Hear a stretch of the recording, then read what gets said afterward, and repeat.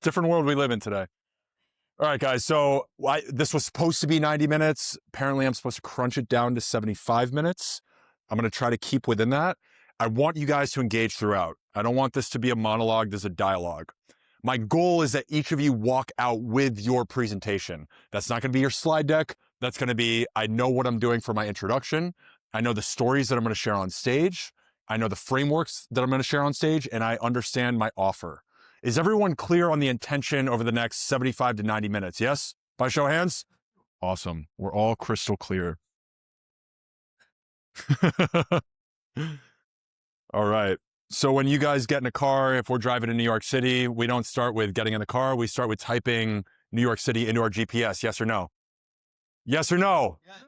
All right. The goal here is to really know your destination. So we're not going to start with our introduction. That would be the wrong place to start. We want to start at the very end of the presentation.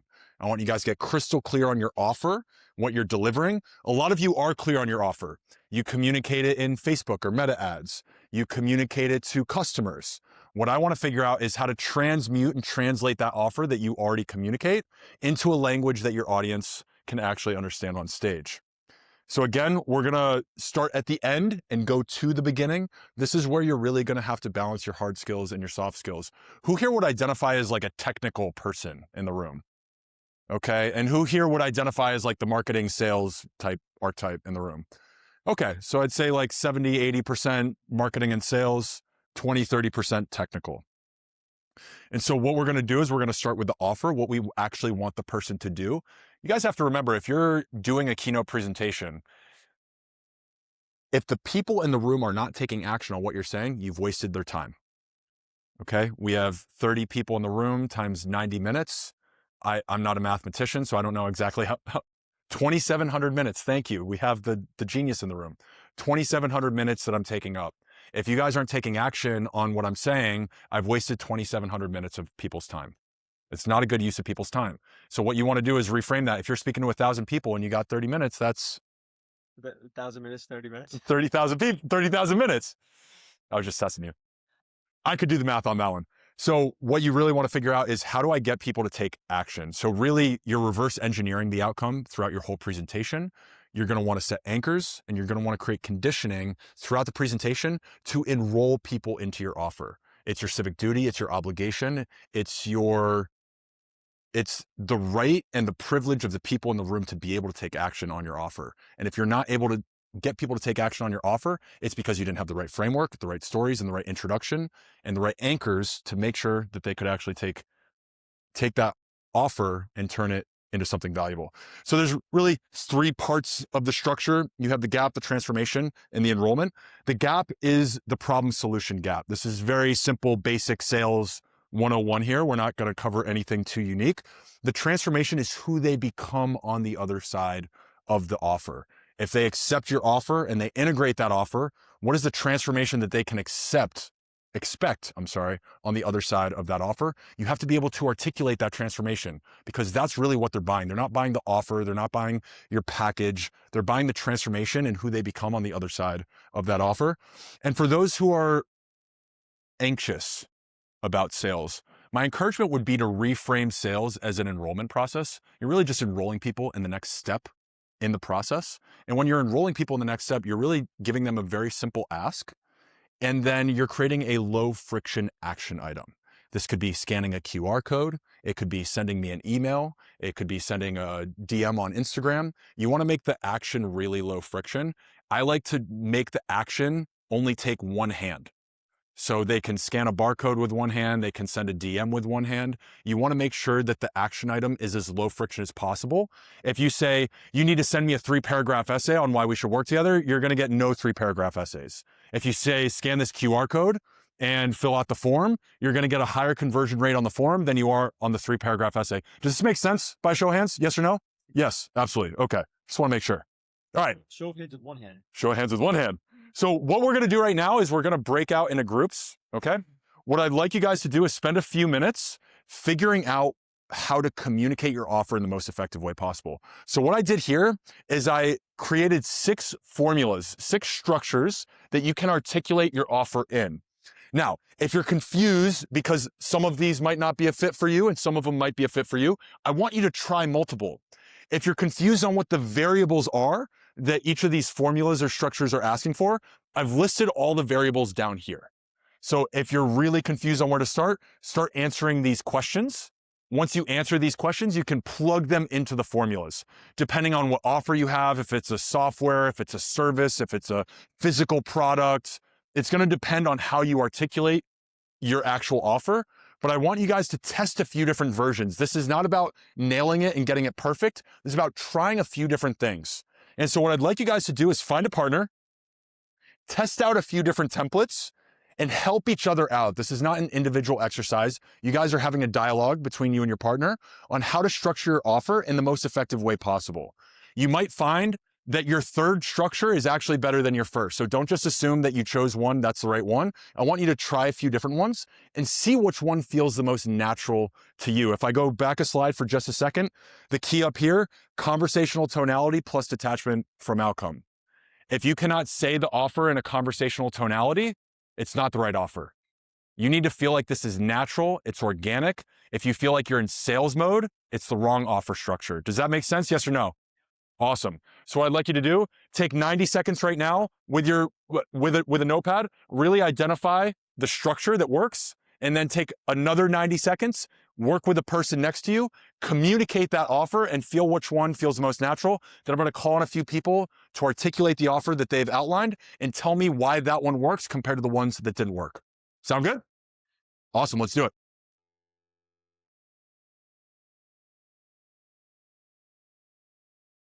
I know you do. I know you do. This is good shit.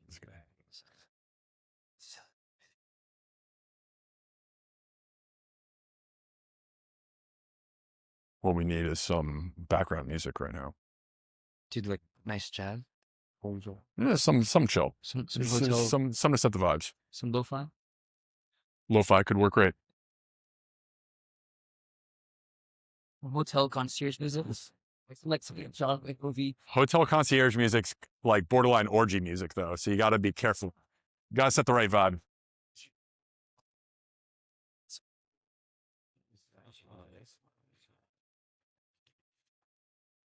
Is anyone listening to the Wi-Fi? Hey, Vinny. For this, if you could hook up the music to your phone, Yeah. and then just turn it all the way down, instead of turning it off, turn it all the way down, Okay. and then during these intermissions, turn it up a couple beats, Get some energy. and then Okay. and then You just have a turn lot it of down. intermissions or a few more? Yeah, of course. There's a workshop. Yeah. Right. So the goal is not that I'm speaking the whole time. It's that Perfect. we're creating an environment where people can actually start to make these I'm gonna get changes. some scary monsters. Nice price.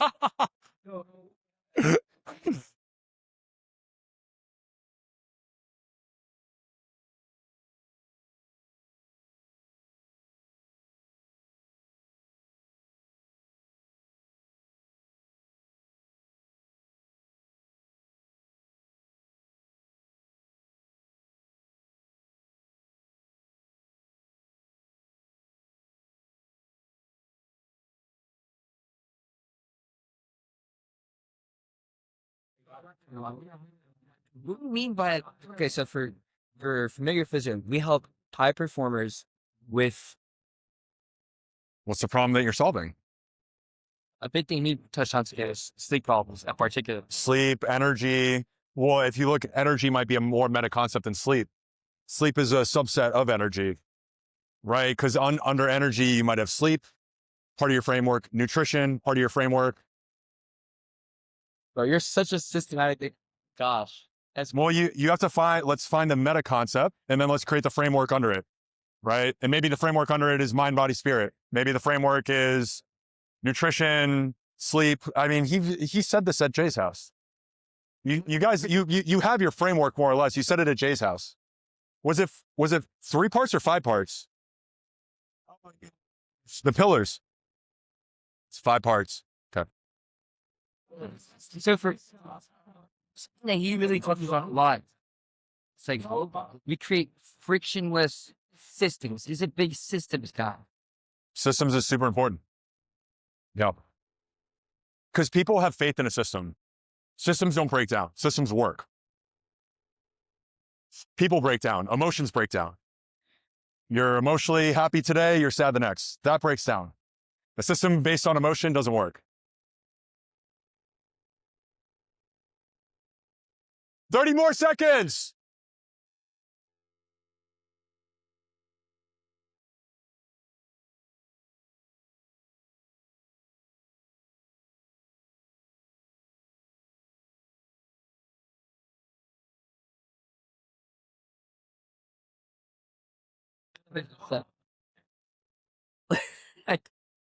Bossa Nova. Yeah, it's good. It's good. I like it. It's Vinny. He put it on. Good song choices.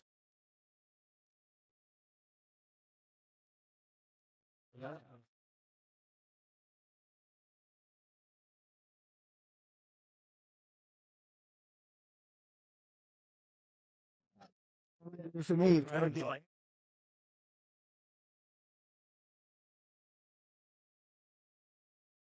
Check, check, check, check.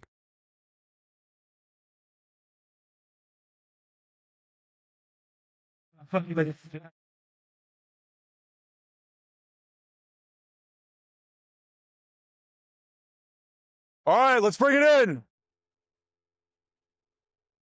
All right, who here before this conversation started already had a really good idea of what their offer was by show of hands? Okay, about half the room.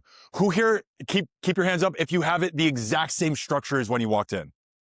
Okay, couple people, that's great. For those who have changed it, this is the person that I want to focus on right now. Raise your hands if you walked in knowing your offer and you've since changed the offer over the last 2 to 3 minutes by show of hands. Awesome. Can you share with us what it was and what you've changed it to? Okay. saying I help busy individuals bring wellness into their homes, Okay. and what we discussed was like that's too general. Yeah, And for sure. So like I really liked what he said. He said executives and founders. So that's like a specific type of person that already has trouble with time. Absolutely. So it's like audience being a little bit more specific. For sure. So saying like executives and founders or CEOs, whatever. Absolutely. And the conference that you would be delivering this at, is that typically a conference where entrepreneurs and executives are in the audience? You're going to, brother, right? But project out who, like the type of event that you're looking to speak at, who's the audience member of that event, because that matters. If you build your audience around, HVAC people and you're not speaking at HVAC conferences, you're not developing an offer that's going to resonate in your keynote because you're talking to entrepreneurs, not HVAC technicians, right? So the type of conference that you're looking to speak at, would that be considered a conference that is entrepreneurial, where there's executives? Okay. So it'd be a little bit more like this time. Okay. Who here tested a few different types of offers by show of hands? Okay. What did you notice in the one that didn't work versus the one that did work? Number 4, I know. So Okay. I help brands get 100K a month for us to TikTok shop. Very clear. Simple. Some of the other ones were like by a unique method I thought was smart because it's really like a platform channel. So it's like Yeah. and doing through TikTok shop. Right. So I felt some of them were one also too wordy. They didn't feel like latching onto this one. It's pretty Cool. I like that. Is anyone not clear on their offer by a show of hands? Is anyone still struggling? Talk to me. What's going on? For my audience, so I do therapeutic art. So it's Therapeutic art. What the fuck is that? I love that. I love that. I'm in. I take my credit card, but what is it? it's painting before expression. Okay. And I don't know if you've heard of Rick Rubin. Rick Rubin. I feel like I've heard the name. Yes. Okay. Yeah. And then he's just like tapping into your creativity kind of like without performing. So it's like very real and raw to you. Okay. And then with therapeutic art, it's just like you're not trying to paint something specific. You're just expressing yourself. My audience could be anyone, I feel like. Yes. But it's not really anyone. It's people who have certain stuck emotions, right? Like the reason why people are using your experience as a vehicle to solve their emotional distress in some way, shape, or form. So they're feeling anxious, overwhelmed. Like, what are the core emotions of the person that's going through your experience? Maybe they don't even know how to identify their emotion. I see. Yes. Emotionally numb. Emotionally numb. Would you say that's 100% of your target market is emotionally numb? Or that's just a subset?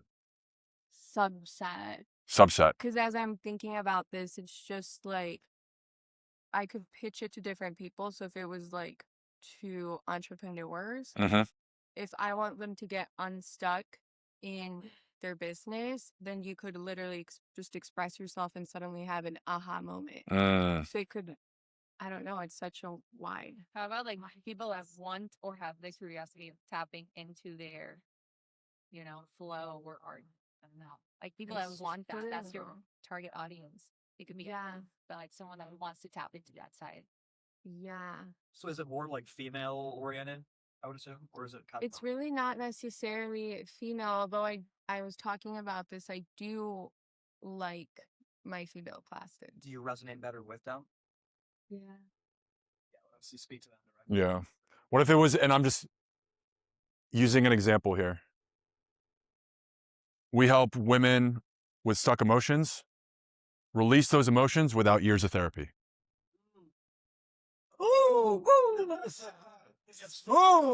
Fingers on your Right? Yeah. Because that's the actual without is very important there. I mean, people, what you do in one class, people are going to spend years on, tens of thousands of dollars on. Yeah. I was making a joke. It was like, do me. Okay. And then have your intention. All right. Does everyone, who else doesn't have their offer refined? Yes. Yes. So I would really generalize tool. Okay. Prompt, like how you speak and communicate with AI. Like Right. translate of AI. Right. Right now my offer is more a prompting engine that helps you build agents, workflows, support skills. Right. Okay. How do I communicate that with people that have no idea what the heck? Perfect. You just identified your target demographic. It's people who don't know what AI does. So it's technically illiterate people, right? It's digital immigrants, not digital natives, right? So you're helping people who don't know anything about technology utilize this tool and the skill that they know is valuable. Yes or no? Yeah, absolutely. So was there one of the frameworks that you felt like resonated the most? You just couldn't really refine it? And that are getting frustrated with using AI, build effective AI systems could be something. That feels a little flat. We need to spice it up a bit. So the audience is specifically entrepreneurs, or is it specifically people who don't understand technology? Pardon? Well, that's every skill set, bro, right? So we gotta niche down a bit, right? We want the person that hears this to be like, oh shit, he's talking about me. Because if you just say entrepreneurs in general, well, fucking everyone in this room's an entrepreneur, you know? So you're not really identifying. It's like people who have hair. Well, I mean, is there anyone without hair in the room? No, everyone has hair today, at least, right? So we help people who don't understand technology integrate AI without understanding coding or without learning coding, right? And I'm not saying that this is it, but I think based on the keynotes that you want to develop and deliver, you need to choose a niche. Choosing entrepreneurs, I think, could be a little too broad. You can go with that, but specify the type of entrepreneur that you're helping, right? Whether it's a digital entrepreneur, people who make physical products, baby boomers, and maybe it changes depending on your audience. But the more you niche down, the more the individual in the audience feels like, oh shit, he's talking about me. And when you're delivering an offer, you really want to make sure that the person in the audience feels that you're talking about them. Does that make sense? All right, one more? I was just raising my hand. Okay, gotcha. All right. Does everyone feel like their offer is pretty well refined at this point? Yes? Okay, here we go. So the reason why starting with this is important is A, it's your North Star, right? Now that people have a good idea of their offer. And look, this is version 1.0 or 2.0. It's going to change. It's going to evolve, but I want you guys to have a good framework to go off of. Let's just go to the whiteboard real quick. I just drew this out real quick. This is just an XY axis. Time and attention. So what happens at the beginning of a talk? Hopefully, attention shoots up through the roof. So you're exciting, hopefully. If you're not exciting, then attention doesn't go up. But what happens is over 20 minutes, attention goes down. So where do you deliver your offer? Right here. If you don't do these things right, doesn't matter how fucking great your offer is. No one's gonna buy it. Why? Because their attention's down. So our goal over the next, however long we have, 60, 70 minutes, is to nail your intro, nail your stories, so that by the time you deliver your offer, people are actually paying attention, your status is high, and people want what you have. The goal of a good presentation, we'll do this again, time, attention, is to shoot up. And then it's up there. What's this? Story, framework, story, framework, story, framework, offer. Does this make sense? Yes? Yes or no? Yeah, okay, we're on the same page. This is why everything that we're about to do is so important, because you're either delivering your offer with attention up here, or you're delivering your offer with attention down there. Does that make sense? Yes or no? Awesome. This is a massive delta. Your close rate will change depending on where attention is and where time is. Typically, the human attention span, somewhere around 20 minutes. So I'm working with you guys for 90 minutes. This is why we're breaking up the energy in the room. We're doing activities. I want you guys to connect, get to know each other, and get some feedback from the other people in the audience. Let's move on to the next part. So what we're gonna focus on next is the framework. This is the skeleton of your presentation, okay? This is gonna break down to some of the meta concepts. For people just starting off, I like starting with a 3-part framework. Now, what was mine, right? Mine was focused on your psychology, your structure, and engagement. Because you can have the right psychology, the best mindset, you can have the right structure, but if you don't engage the audience, your speech kind of sucks. So you need all 3 elements in order to succeed. So this is an example, just to show you guys. A typical speech will try to move you from point A to point B. Yes or no? Yes or no? All right, just making sure we're all fucking here. You guys are fucking zombies right now. My TED Talk, pretty much a train wreck. If you go watch it, you're gonna be like, oh, you did a good job. If you watch my TED Talk, think about this visual right here, because this was my TED Talk. I went a little bit up and down. I did a 3-part framework, got a couple laughs at the beginning. But what didn't I do? I didn't bring it back round circle. This is a fatal mistake that people make. When you deliver your offer, you have to create a through line in your narrative arc so that your first concept and the beginning of your story connect to the end of your story. Does everyone understand what I'm talking about right now? Okay. This is a 3-part framework. This is what I did in the 12-minute keynote. This is a visual representation, all right? I'm not Pablo Picasso. I'm somewhere between artistic and autistic, okay? So just work with me here a bit. This is the rising action. This is the joke. And this is the 3-part framework. And then what do I do at the end? I bring it all back round circle, tied up in a big bow. If you want an example of what a 6-part framework is, this is another example of a 6-part framework. Again, this is just a visual representation, okay? This is not the actual artistic representation. This is just how I try to help people better understand what a framework might look like for the presentations that they're developing. So I want to break out again into groups. You can stay in the same groups or you can go to different groups. What I want you to start coming up with is your framework. Now this can start with core concepts, core beliefs, and core assumptions. Core beliefs and core assumptions are going to be more visceral than core concepts. So core beliefs and core assumptions are going to be anchors that set you apart from your competition. We believe these 3 things. We only work with people who believe these 3 things. If you don't fucking believe these 3 things, we're not a fit to work together. It's that simple. So you're almost self-selecting your clients, where the clients that come up to you that enroll in your offer, your close rate on those clients is going to be a lot higher with core beliefs and core assumptions than they are going to be with core concepts. So what I'd like you to do is just take notes right now, write down a bunch of the core concepts that you're covering. Maybe it's really fragmented at first. Take some of the core beliefs that you have and the core assumptions that are a part of your offer. And then we're going to dive into some details, and I'm going to call on some people. First, Andres. Can you give us examples of examples? Yes. So core concepts, the 3-part framework for you might be mind, body, and spirit. It might be your main core concept might be energy, and under energy, it might be sleep, nutrition, and exercise. Those would be core concepts. Core beliefs would be, if you don't solve your energy problem, you're never going to be a high performer. That's a core belief. A core assumption would be, the energy that you have day to day is the root cause of your success and failure. That's a core assumption. If you don't fucking believe that, you're not a fit to work with Andres. So I just kind of showed you, broadly speaking, because I generally speaking understand your business, the difference in those three. Your framework is going to look different if you choose one of those three paths. I don't want to choose a path for you guys. I want you to choose the path that works best for you. Sorry, you have to choose one of those paths. That's what you should do. If you have a core concept mixed in with core beliefs and core assumptions, it's going to be a little confusing. With that said, you can say, hey, I have 3 core concepts that I want to teach in a framework, and you can still embed core beliefs and core assumptions into your presentation. But if you're choosing your framework as 3 core assumptions, you want to stick with 3 core assumptions, not mix up a core assumption with a core concept and a core belief. That's going to get a little confusing.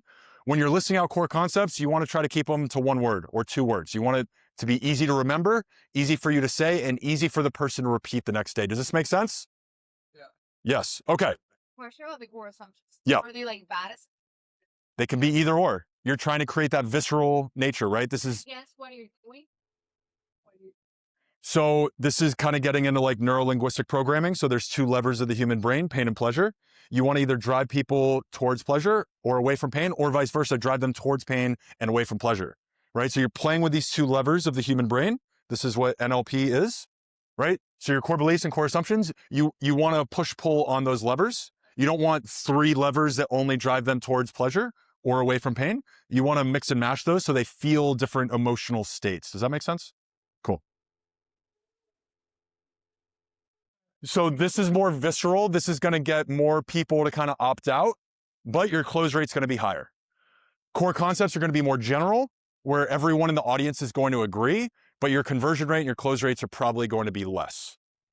The ones that I delivered in my keynote were core concepts. Core beliefs and core assumptions, because you're getting the people who don't believe in the core beliefs and core assumptions to opt out during the keynote. So they're not going to accept your offer. They're not going to fill out the form because there's no reason for them to, because they've already opted out because they don't align with your core beliefs and your core assumptions. Everyone in the room should only be looking to do business with people who believe the things that they believe and assume the things that they assume. Because if you have a customer who doesn't believe what you believe and assume what you assume, they're going to be a problem customer. You don't want them as a customer. So this is a great strategy to get the people who shouldn't be in your pipeline out of your pipeline and only work with people who directly align with what you do and what you believe. Yeah. So maybe like an overarching assumption then is it's not going to be worth your time trying to change anyone's mind. Gary Vee talks about this, right? You're not in the business of convincing people to do business with you. You want to find the people who are fit to do business with you and enroll them in your process. But to try to force someone to do business with you, if you're trying to force it, it's going to be the worst customer experience on the planet. Yeah? Horrible. Nightmare. Absolute nightmare. Yeah. For sure. Yeah. Dude, I started off with a joke about cults and blood rituals. You know? Like I'm not here to people please or make people happy. I'm here to have a good time, teach people concepts. They can align with it. They don't have to. But at the end of the day, like, your job is to figure out who in that room is the right fit for you, not to convince everyone in the room that they should give you money. Because that's where you're going to get the problem clients. That's where you're going to get bad reviews. Those bad reviews are going to prevent you from getting more clients. So if you only focus on the right clients, you're going to get great reviews all the time. So the people that try to force it because they want to make an extra sale and hit that number, that metric for the month, you're kind of shooting yourself in the foot. Yeah, and play the long game, guys. And like, this is the long game. Identifying your core beliefs and your core assumptions is really going to help people align to you better. Because the people that do fill out that form, you're just enrolling them in your process. You're not selling them anything. They're sold. They've done the keynote, right? Your job is just to enroll them after they take action from the offer. Presumably the offer is something easy for them to do. Send me an email, send me a DM, scan this code, given that it's easy, right? But your enrollment process, think of it as an enrollment process, not a sales process. Because if you're running with these, you're not going to have any problem customers. The core concepts, because it's broader, will bring up problematic customers. Now, if you're going to bring up problematic customers, your sales process needs to be dialed in. You need to ask really critical questions to figure out if they're a fit on a sales call, and then actually tell them, hey, you're not a fit to work with us because of these 3 things. So you got to be selective. But you can be much less selective with core beliefs and core assumptions because you've already filtered out all the bad eggs. Does that make sense? But like for you, how do you position, I guess, pre-handling like Totally. So that's where anchoring, and I talked about anchoring in my keynote with Andres. I didn't do a slide on it today because there's not enough time. I think what you really want to do is ask the right questions on the sales call. If you're trying to do it in a keynote, you want to create core beliefs and core assumptions that they're going to align to, regardless if you're talking about core concepts up here, right? So right. And I'm not the VSL expert. I'm happy to take a look at VSLs and like give rough feedback, but I'm not Russell Brunson, right? I haven't mastered the VSL. I haven't made millions on VSLs. My rule of thumb, dude, is just be authentic. Be yourself, right? Like you're real. Just be yourself. If you have the right framework, being yourself is really easy. You have the right stories, being yourself is super easy. If you're trying to mold yourself into Gary Brecka, that's fair. That's fair. But for example, right? Or like Brian Johnson, is that also a bad example? All right. All right. Well, I like that you're not a grifter or psycho. That's great. Right. But like trying to be those guys, you being you is going to sell a lot better. Your VSL is going to convert a lot better. Right. So figure out your core beliefs and core assumptions. Don't take, Brian Johnson's, get in the sauna and ice your balls at the same time. Figure out your own shtick. Yeah. Yeah, absolutely. I just want to share personal experience with the VSLs. Yeah. So when I first set up my VSL, virtual sales letter, for those who don't know, it's like an opt-in video. People get to learn who you are, who you help, how you help them, etc. The first time around, I learned a framework from my mentor who is also in the service industry. He helps men on the brink of divorce to turn their marriages around. He does close to 100 million a year. And I follow a lot of frameworks, and it was a great video, very educational, but it was super long and wasn't authentic. And honestly, it wasn't converting very well. Like the average watch time was super low. And I redid it, made it from 45 to 10 minutes. And I just had, instead of a framework, I had basic framework, but I just had talking points. And I really let myself just kind of enable a flow state and run with it. And I mean, it's been a world of a difference. And people that show up to the call are like, hey, I loved your video. I watched everything. And we can immediately just get into how I'm going to help that. So I think just to go, with what you were saying, like, being authentic, I think, is what really speaks volumes. And when you pair authenticity with a framework like this, like we've seen incredible results, and it just makes the entire sales cycles, you can relax. It's unbelievable. Yeah. It's really, really nice. Authenticity sells, and we live in a world where everyone is scripting with AI.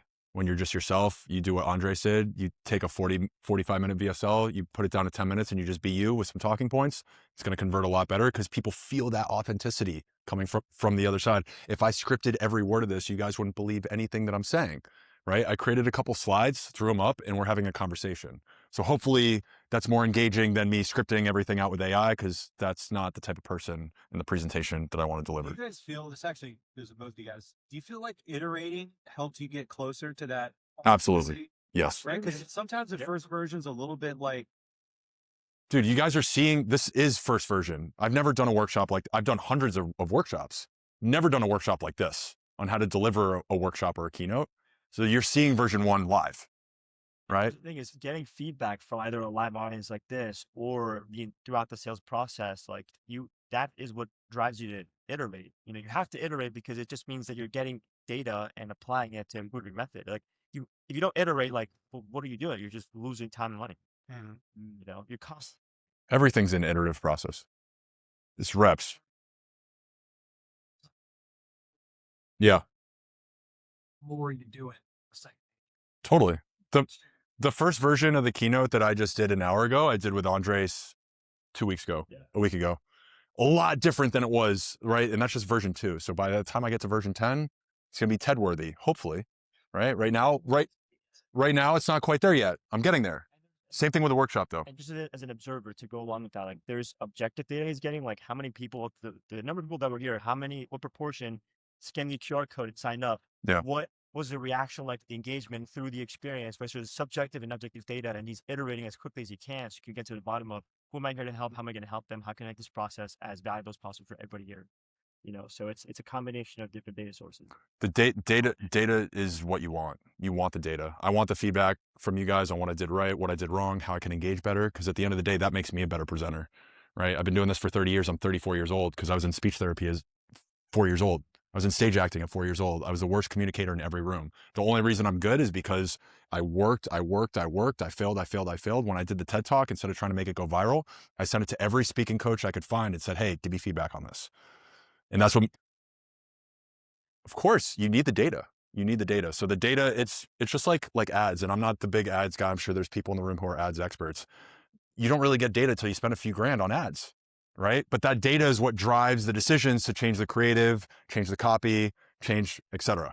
So like the data is the valuable part. And like, it's not a failure if you're integrating the data and then making it better on the other side. It's only a failure if you're not integrating any of the feedback. Yeah. So anyone else have questions before we keep moving? No. Good. Okay. What I'd like you to do, just take 90 seconds right now, write down, just take a list, core concepts, core beliefs, core assumptions, right? And then start to pattern match. I'd like you guys to start off with a 3-part framework. You try to get to 4, 5, 6 parts. Very hard for you to remember, very hard for the audience to articulate. So if you can, try to find 3, a tripartite framework is the best way to go. It's easy for you to remember, easy for the audience. So take 90 seconds right now. And then I want you to share for another 90 seconds with the people in your group so that we can start to identify which of these feel like the best framework for you guys to run with. Is everyone clear? Yes or no? Awesome. Let's do it.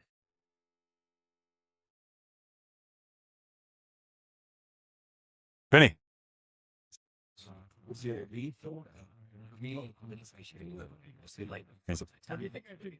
keep it going. That's why we keep it going. Yeah, exactly. It was a second ago. Exactly. What's the time like? 3:42. Oh, Jesus, bro. It's going to run over. Yeah, I figured. I mean, if people are getting value, it's great. If people aren't, I'll just someone on cold guns at that point. It's cool. Yeah. Well, is it a hard kick out at 5? I don't know about that bit. She's probably cool with it. The key is we need to fix the room. The room? How so? Put everything back. Oh, yeah. And I'll stick around for that. Okay, thank you. Yeah, I got you, bro. But yeah, that's the key here. To someone cold guns, this is normal. Without her directly saying it, that's the key to getting invited back and all that. Yeah. Well, we're good. We're good. Yeah, I got you, bro. I got you. And then so I was thinking like, oh, that's working right now. Let me try this thing.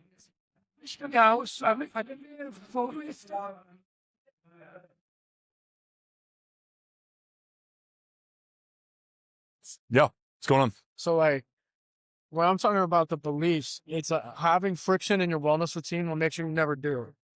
Does that like make sense? So like my whole thing is I put wellness rooms in people's homes to take away that friction of having to go somewhere. Yeah, no, it's not that the concept is wrong, it's that the wording is wrong. Friction prevents flow. Friction prevents flow. Right? Because now we've boiled it down to 3 words. It's the same thing that you just told me. We're just delineating what is the least common denominator, the fewest amount of words to communicate that concept. Is what we're aiming for. Because people can repeat that. I also took that because I have a saying, if there's friction, let it go. If it aligns, let it flow. So I even just took my concept and boiled it down so that could become one of the core beliefs. But like, if people don't believe that, they're not a fit to work with you. So it's like, you want to create some visceral nature. You want people to have to decide, fuck, do I believe that? Do I not believe that? Is that something I align to? Does that go against my values?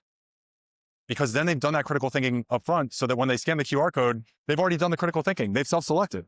And so like, the biggest thing is being able to have everything so simple that it's like, oh yeah, friendship creates flow. Okay, yeah. Like I could say that 50 times. For anyone who's in biohacking knows that friction prevents flow. Yeah. If it's a 12-step process to start your morning, you might be able to do it for a day, a week, a month, a year down the road, 2 years down the road, your 12-step process, unless you're Brian Johnson and your whole goal is your 12-step process. Like, I got kids, I got work, I got to drive, I forgot gas, I got to make the kids food. And an assumption that will go with that is the more complicated, the less you do. Yes, absolutely. Absolutely. That's a great point. Which means that your goal, your offer should be to create simplicity, right? Because you're agitating the friction. So you make it really simple for these people who feel that friction. So my whole offer has to be like around like, if it's complicated, come to us, we'll make it simple. Yeah. Hey, Simplify it. You're on it, bro. You're on it. You're doing it. 60 seconds.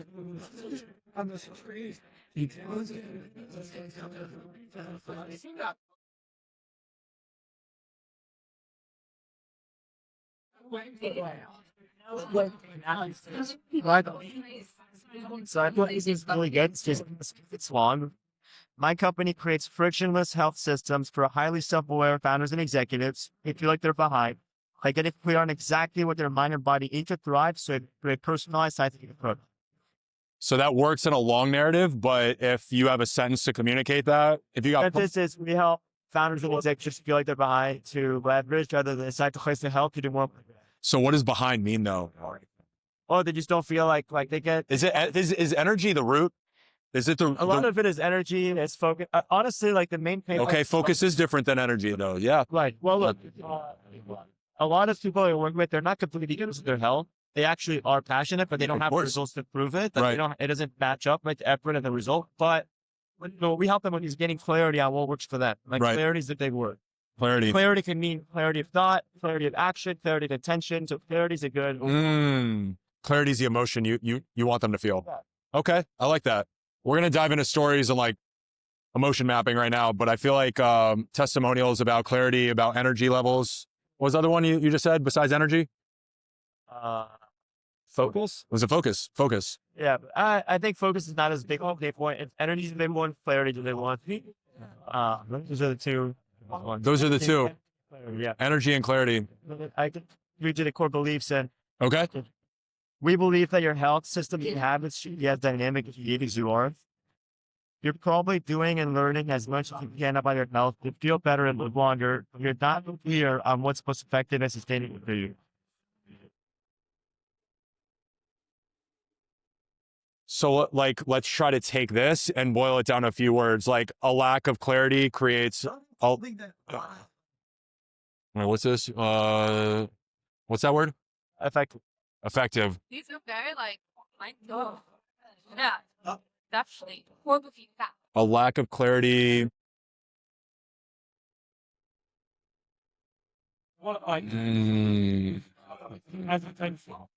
Yeah, I'm kidding. Like a lot of our clients feel overwhelmed by like, all right, like I listen to all the podcasts, read the books, like what do I do? Like, why am I not getting leaner? Why am I not feeling more energized? Why do I still have brain fog and burnout? Like, Core assumption: you don't need more info. You don't need more information. Yeah, that's Right? They're in fucking information overload. Even that I say in my DSL. totally. I'm overloaded. Fucking God, superpower and life DNA. I got all the data. I don't need more info. I need clarity. Clarity sells, bro. All right, I'm gonna hop back in. All right, ladies and gentlemen, let's bring it back in. All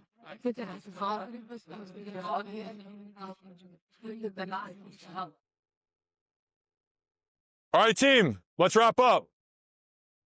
All right, who here is struggling a little bit with their framework? By show of hands. No one. Okay, couple people.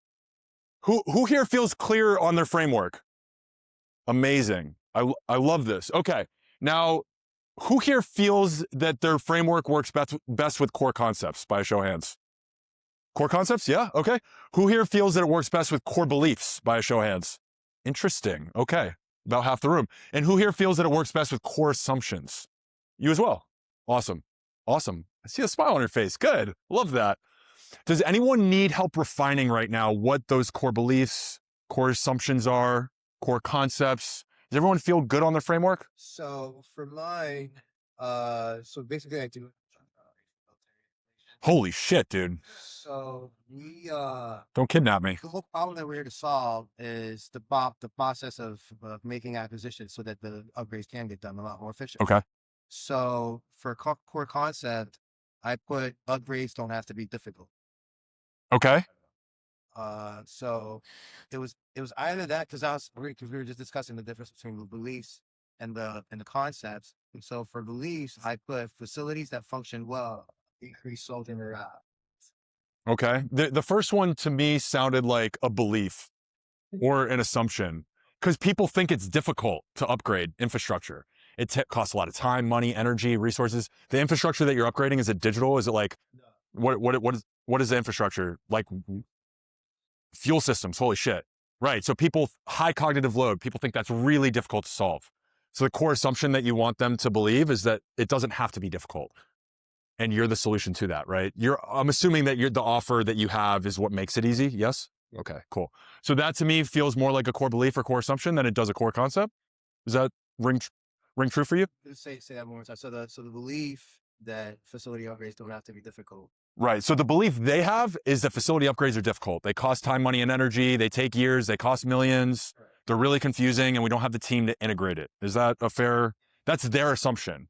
And so what you want is a counter assumption to that. Where does the pendulum swing? So if the pendulum's up here, that's their assumption, and you drop that pendulum, you want the exact opposite assumption because that's going to break their mold. Right. So when you deliver your offer, they're like, holy shit, like it doesn't cost millions. It doesn't take years. This guy can help us do it for free. Maybe not free. Does that help you combine some of the core assumptions and the core beliefs that you already have written down? Yeah. So I think it hones in more on who the partner comes from. Because my assumption was that the core beliefs were my beliefs. And so So part of what you want to do is you want to reverse engineer their core beliefs and the core beliefs that prevent them from taking action on your offer. So what prevents them from taking action is the friction that they feel internally with the time, money, energy, the millions, the years, they don't have the technical team. They don't know what to do, right? So there's a high cognitive load there. Your job is to decrease that cognitive load. So the core belief is that it doesn't have to take years and cost millions, which is a beautiful belief. And if they align to that, then your opt-in is going to be really high on that offer. Yeah. Man, I'm struggling between, and maybe semantics, the difference between belief and assumptions. Yeah. Is the assumptions, is that like their beliefs and core beliefs are ours, or how? The core beliefs could be yours or theirs, right? Typically, their core belief is going to be counter to what your offer provides. Typically, which is why you want to state your core belief with certainty, with conviction, with congruency. So core beliefs are going to be what they believe or what you believe. Core assumptions are going to be, this is what's true in order for us to work together. This is going to create more friction, the core assumptions, because they might be listening and they're like, that's not possible. They might be listening to his presentation and say that there's no way that this isn't going to take years and cost millions. We're talking about military infrastructure, right? So like, again, it's going to be higher opt-out rates as you go down here, higher opt-in rates, lower opt-in rates, but the conversion rate on this is going to be much higher. Does that make sense? Do you have a specific area that you're struggling in with your framework, or you feel like your framework is hovering around here? Yeah? Does it feel like strong enough to convey though? Or does it feel cloudy? Very clear. The second part is I'm struggling in making it genuine. I'm starting like salesy. Why does it feel salesy? Because it sounds great. Tough problem to have, man. So share. What is it? So this is on the belief side. People cannot perform in a broken system, and sustainable performance comes from alignment, not effort. That doesn't sound salesy at all. It doesn't sound salesy at all, and it sounds completely true. And if you don't believe that, you should get the fuck out of the room. You know, and that's the type of energy that you want to bring to your presentation. If you don't believe these things, there's a fucking door ticket to go lit for your coffee cup. See ya. I have a question for you. What kind of performance, and who is it for? Yeah, so it's actually for founders, ironically. So there's a good judgment. This is a good sample. Where the original core statement is, I help founders double productivity and reduce time to market by aligning people, process, and technology. Place. Sweet. Sounds salesy, though. Not, I mean, I think that's a good framework. I think when you're in a live conversation, you take what the other person, you know, what their beliefs idea, who they are, or the pace of the conversation where you're discussing, and just kind of mold it. Yeah, Mold it. I think it sounds salesy if like you don't believe it. Like Yeah. Yeah, you have to believe it. It's gonna flow. And if you're passionate about that and that you're so clear on that belief and you're present in that conversation, when you speak to someone, you mold it based off of what will make the most sense for them. Anyone else? What was that stat earlier? It was like 50% of communication is this, and only 7% is Yep. word. What was it again? Do you ish? 55% body language, 37% tonality, 7 or 8% words. All right. So even with this, it really is the psychology and the conviction. It's the energy that you're really Totally. delivering. I mean, you know, Martin Luther King delivered "I Have a Dream" speech. And if the same speech was delivered by a 5-year-old, you're gonna be like, there's less conviction in the 5-year-old than there was Martin Luther King. Depends on the 5-year-old. There are some pretty, you know, vivacious 5-year-olds these days. So like, same words, different delivery. Someone could try to replicate what I'm doing. They don't have 30 years in the speech therapy and the stage acting and the Tony Robbins and the TED Talk. They don't have that background. So they could deliver the same words. They're not going to have the same conviction. A big part of the skill is actually, well, either if you can have that and align with it, so you have the conviction, or I guess just authenticity, or maybe it's going to therapy to get. Going to therapy. It's great. Yeah. You want to deliver a presentation that if your competitor tried to replicate, they would sound like a fucking clown. They would sound salesy. It would sound inauthentic because they're not you. So the whole key to developing a good keynote is that someone could rip it and they'd fall on their face. And that's a lot of the best people in industry. They have the perfect ad structure. Then their competitor tries to rip their ad. Then they get a bunch of bad reviews because they don't have the fulfillment engine on the back end. Ad copy's the same. The creative's the same. Might convert the same. But all of a sudden they got 3.5 stars on Google instead of 4.9 stars. Why? Because they don't have the fulfillment engine on the back end. It's also going to be like a lot of other. Yeah. Totally. And this is your opportunity, guys, to deliver your personal value proposition. What makes you different? What makes you unique? You guys are competing in markets where you probably have 10,000 competitors. And so what your differentiator is your identity, who you are on stage, how you convey your message, your narrative. And if you're just conveying that in the same messaging that everyone else uses, you're going to blend in. Your goal is to be different. You want to crack jokes that are different. You want to deliver frameworks and core assumptions and core beliefs that are different, because that's not what your competitors are doing. And we live in a world where everyone blends in, and your job is to stand out. You had a question? Yeah, sure. Core concepts, like what I do is I give people businesses money so they can use it up. Sick, man. Here's my wire info. I love it. Just capital, basically. So my core concept is we give you capital to utilize and expand your business. My core belief is this is going to help your business grow. And then my assumptions are, I maximize an opportunity. So if I give you money, I charge for it, you're going to use it and become more profitable. Yeah, that's extremely boring. Yeah. Extremely boring. So we need to spice it up a bit. What is effectively what you're doing is you're helping entrepreneurs attain their dreams, right? Entrepreneurs have these dreams. It's really difficult to get there without the capital that they need. You're kind of like the genie in the bottle, right? You're giving people their 3 wishes, right? Access to equity, access to debt, and access to you, maybe. I don't know. That's not that that's your framework, but I think you need to think about your business in a different lens. Because the way you just communicated it, you're blending in with 100,000 people on LinkedIn, and the people that send me cold emails that I can access, $100,000 of debt at a 3% interest rate in 48 hours. I get those emails like 5 times a week, and I'm sure everyone else in the room does too. So you want to come up with core beliefs and core assumptions that are really going to make it really easy for the audience to be like, oh shit, he's right. Core belief or assumption. If I don't have access to the capital I need, I'm never going to attain my dreams, my goals, etc. Yes or no? Abso-fucking-lutely. If you don't have the capital that you need, you're fucked. You can't get where you want to go. You're the genie in the bottle that helps them do that. Let's see. A core belief might be you need to know Jamie Dimon in order to get the money that you need. Core belief might be I need a relationship with the big 4 banks. No, you don't. So like really critically think through some of these, because your core concepts are going to be pretty dry here because you're in such a competitive market. I would encourage you to go for core beliefs and core assumptions, because those are going to be more visceral, and you're going to be able to convey a unique value proposition in a way that you can articulate, versus like core concepts, debt financing, equity financing, and crypto. Oh, dude, I'm falling asleep already just saying it out loud, So like, let's find something more visceral that's going to drive emotional engagement, which we'll talk about in a second. But I'd encourage you to focus on core beliefs and core assumptions because those are going to be a little bit more engaging.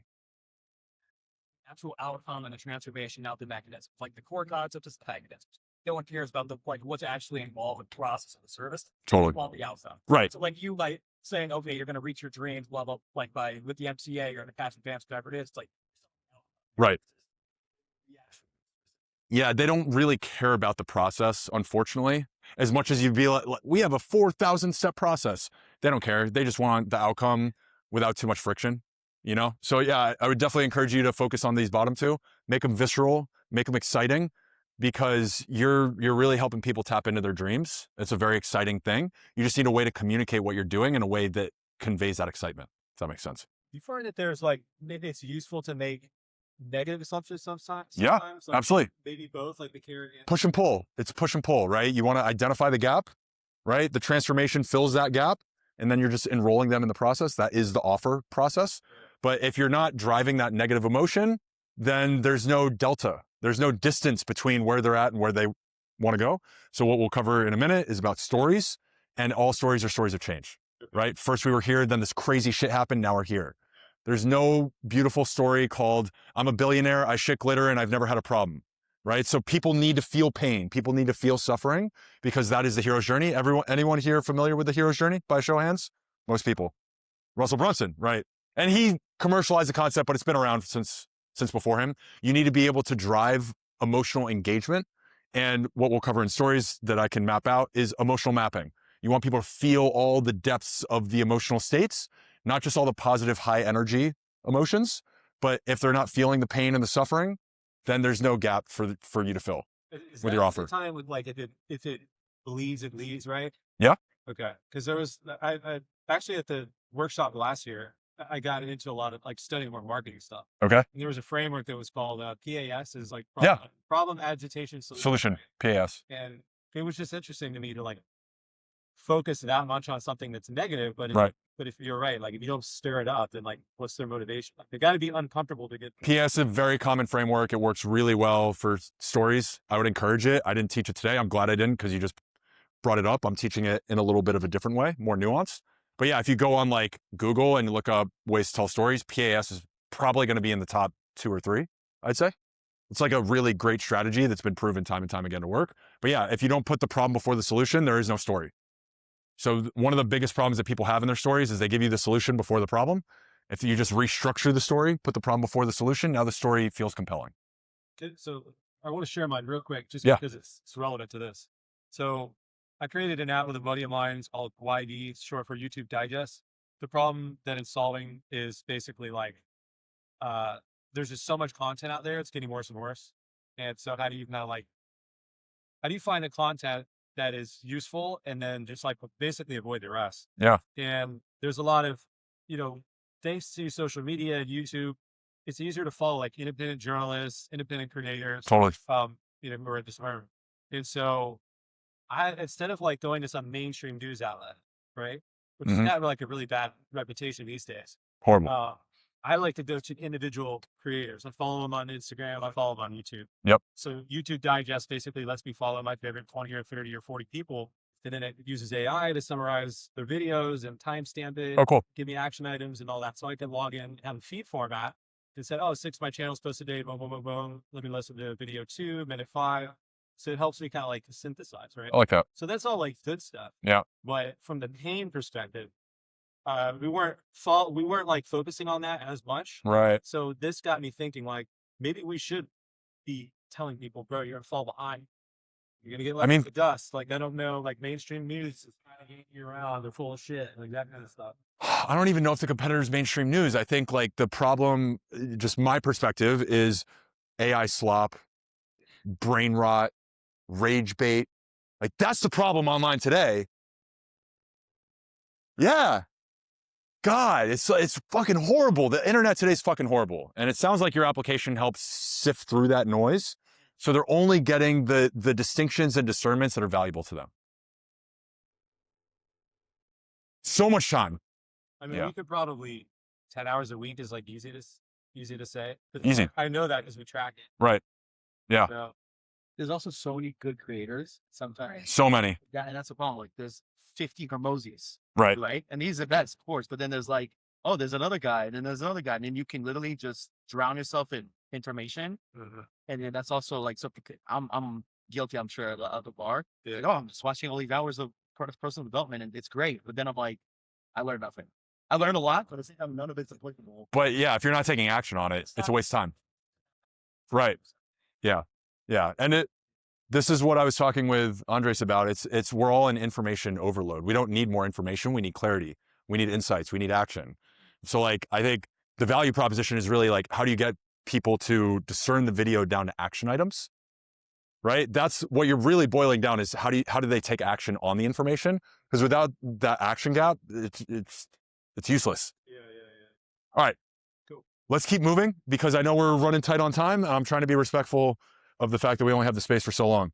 I want to dive into stories right now. This is really taking the skeleton that we just built, the frameworks, and this is putting meat on the bones. Again, we're reverse engineering the outcome. So we have the offer, we have the framework. Now we're developing the stories that go onto the framework. And then after we develop the stories, we're going to develop the introduction.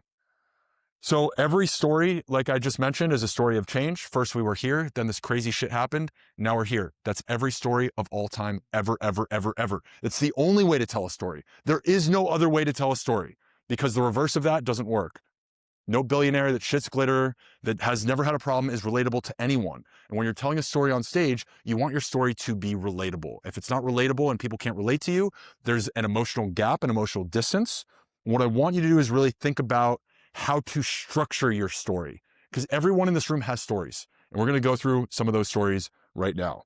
So one of your goals is to build a story bank. Now, these stories are going to depend on the speech that you're about to deliver. By the way, guys, if you are posting these on social media, feel free to tag me. I'll reshare it, whether it's LinkedIn or Instagram.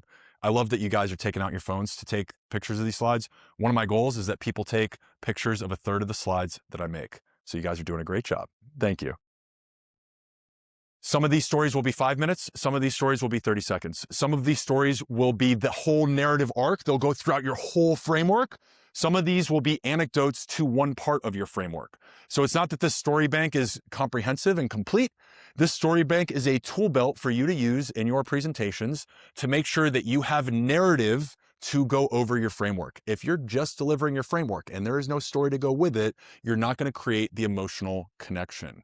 Now, one thing I'd like to teach here that I chatted about at Andres's last event is emotional mapping.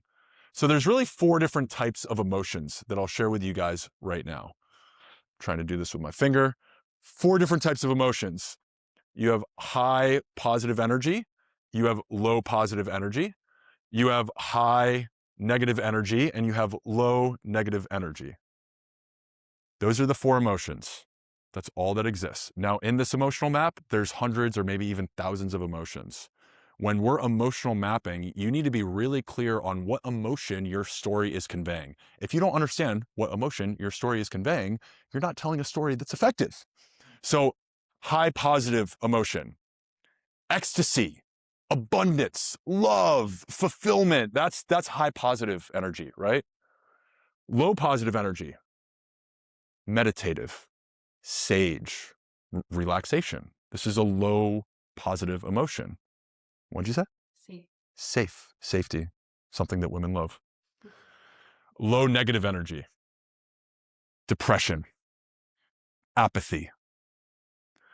High negative energy, rage, frustration. You guys see what we don't have to go through all the emotions in the world here, right? But do you guys see what I'm saying here? You want to take people on a fucking journey, okay? The goal is not just to give them the high positive emotions and tell them how you shit glitter. That's not a story. They don't care about that. What they relate to is this. And your goal is to move them from this over here. Does that make sense? Yes or no? Amazing. Glad we're on the same page. These stories are really going to help you in your framework. They're going to help you in your networking events. They're going to help you in your social media videos. They're going to help you in your VSLs. They're going to help you in your webinars. They're going to help you in your VC pitches. When someone asks you a question, if you have a story bank and you know how to tell that story, you are in a better spot than 99% of your competition. So this is what we're going to do now. I want you to really think through which stories fit into your framework. That's the stories that I want to specify on right now, because those are the stories that matter in the context of your keynote. I want you to identify the one emotion that you want them to feel, the core emotion that's really pivotal to that story. And then I want you to share the moral of that story. At the end of every story, you need to have the moral that that story is teaching. There's a reason why you're telling that story. If you are not conveying that reason, then there's really no purpose for the story. So what I want to do now is take a few minutes, and I know we're running tight on time, so maybe we'll keep this one a little shorter. I want you to really figure out, and I'll go back to the last slide. Nope. I'll go back to this slide. Which of these stories in your story bank will be most effective for your framework that you're developing? What is the emotion you want them to feel, and what is the moral of that story? We'll take a couple minutes now, and then I'll call in a few people, and we'll keep it going. Thanks, guys.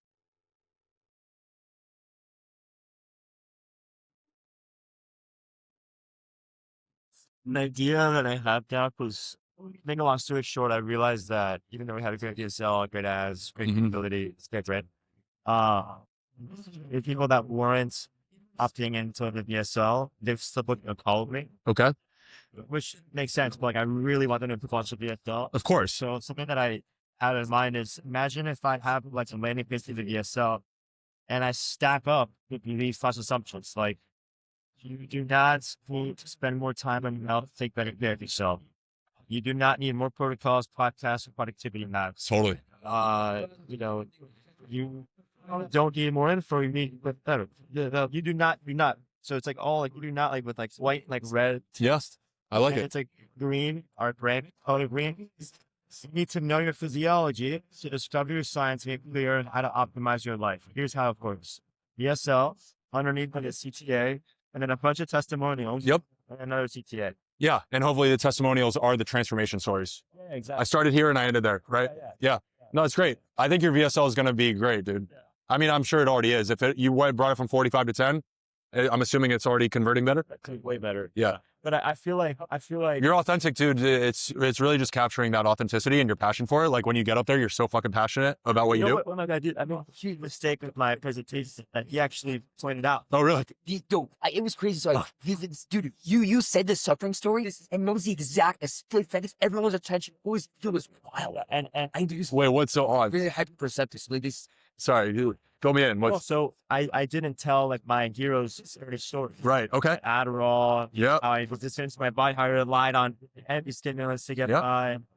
And then I discovered my science and I went to school for that. So like, it doesn't matter. It's fine. Right. Totally. And no one's sitting there thinking that, Andres didn't tell us how he got. It's just glitter. He's a billion. Right. it's shitty glitter all over. But I do like throughout all my content online, especially my VSL, like I For sure. drill that. You drill that. So yeah, just put that in your keynote. I feel like shattering the leads, that would incentivize VSL. For Like, sure. you do not like people be like, wait, I don't even go Right. watch VSL.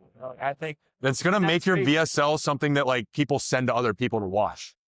And that's how you know you got a great VSL. If they're sending it to their friends, be like, holy shit, this just broke every belief I have about fucking physiology. It's a huge win, dude. But yeah, the story's powerful and everyone goes through what you're talking about. The Adderall, the low energy, like your story's very relatable. When you did it at Jay's, I was like, dude, that's just like me, Yeah. So the story's strong. I get concerned because a lot of people here, their story is going to be 5-10 minutes. And if you have a 20-minute keynote, you can't have a 10-minute story. So people have to figure out a way to make it more concise, dial that story in and really drive home the key parts. What's the moral? What's the emotion? What's the transformation? Without that, people are just babbling. But it sounds like your VSL is really like the main thing that you want to work on right now. Well, no, it's not so much the DSL, but incentivizing people to opt in. It's literally the language, the copy around VSL. I see the copy around the VSL. So, because people are like, looking the call, then I get like when they watch the VSL, it's dude, I can fucking close my eyes closed. Right. It's great. Yeah. But some people aren't watching. Right. Make sure that they fucking watch. What's the VSL? What is that? Video sales letter. So people go through our ad and they fill out a basic survey. It takes them through to see if we're a good fit, this is for, and it's like 10-minute video. You watch it with your family. Yeah. That's a DSL. Yeah. That's a VSL. Yeah. Yeah.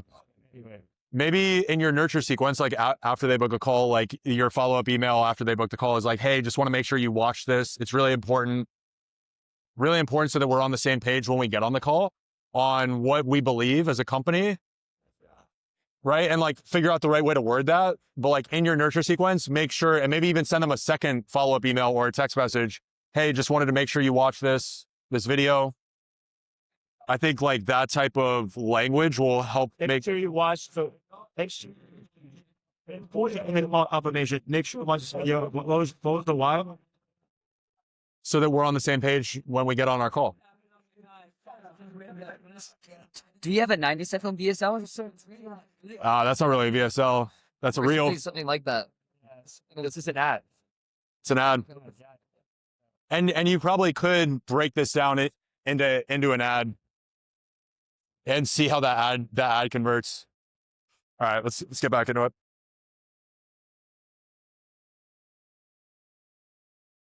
"30 seconds.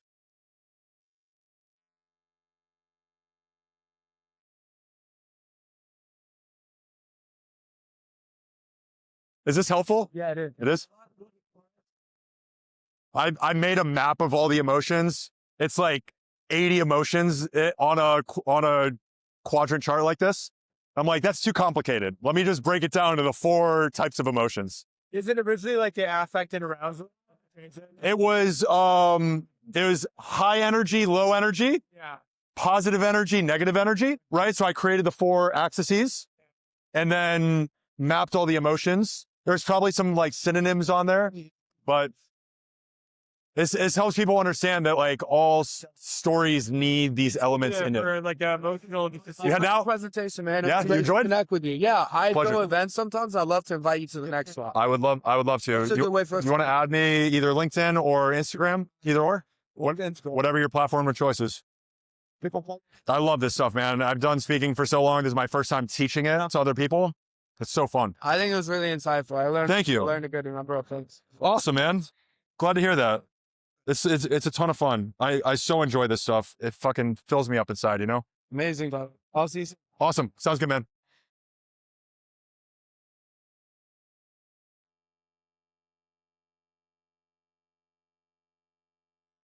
All right, team, let's wrap it up.